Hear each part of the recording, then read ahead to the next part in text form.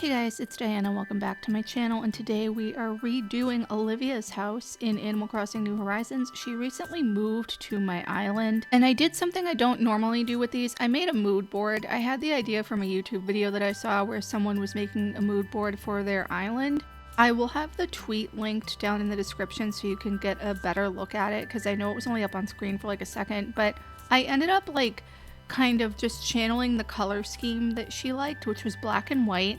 And then I went from there. The exterior is really nothing special. I kind of just made it similar to the other exteriors on my island because I have like a generic suburban kind of samey house looking theme going on.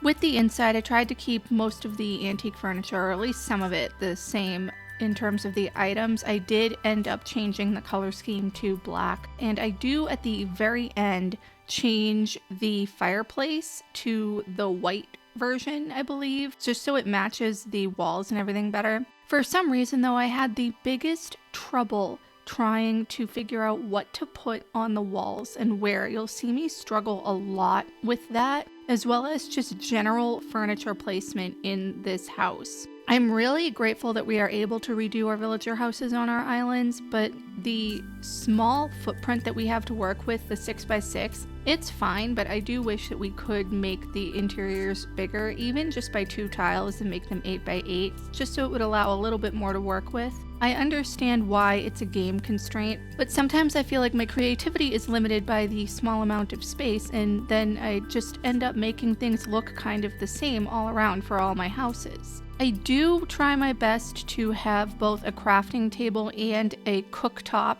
or some type of kitchen in everybody's house, just so the furniture is not replaced when they do end up crafting and cooking. Originally, I was going to make that be the ironwood crafting table, which I believe is the default one that comes out when she crafts, according to an image of her house that I saw on Nookopedia.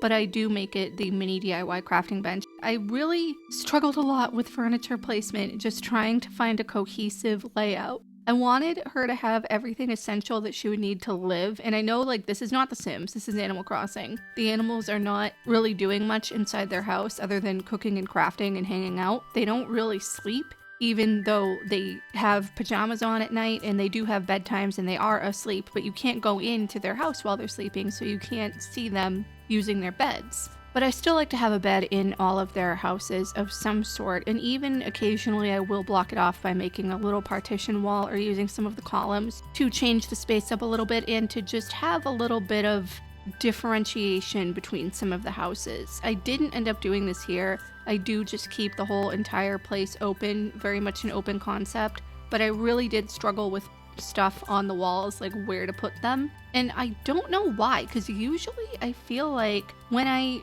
decorate the inside of houses or do a vacation home, it kind of comes easy for the wall items. I did end up trying to go with the things that were on the mood board, but I just also wasn't really finding a whole lot that I wanted to put on her walls. We do have a lot of nice art pieces. I probably could have used one of the pieces of real or fake art and hung it on the wall. I don't know. I kept the rose wall, even though it's a different color. I wanted to kind of make it a little bit of an homage to her original house interior. And I don't know if you guys know this, but when you adopt a villager who is moving out and they have a customized home, they do not keep that home when they move to the new island. So if anybody did come here to adopt Olivia, or if she ended up moving to someone else's island via the Void, she would not have this house. She would just have her original house with the dark blue floor and the purple rose wall and no accent wall like we saw in the very beginning here. I feel like maybe I could have added a little bit more plant life in this space, but again, I was limited by the overall layout of the house. I really tried to fit as much furniture in there as I could, but also make it, walkable. And I do like how it turned out. I think Olivia likes it too. I mean, realistically, the villager AI doesn't really care either way how their house looks, but I think I did a great job here. I also still need to go through and take down all of the Christmas decor inside my villagers' houses. I did put a regular festive tree inside everyone's house, except Olivia's, obviously. So eventually I'm going to do that, and maybe I'll do just one video where I'm getting rid of all the Christmas decorations on their homes.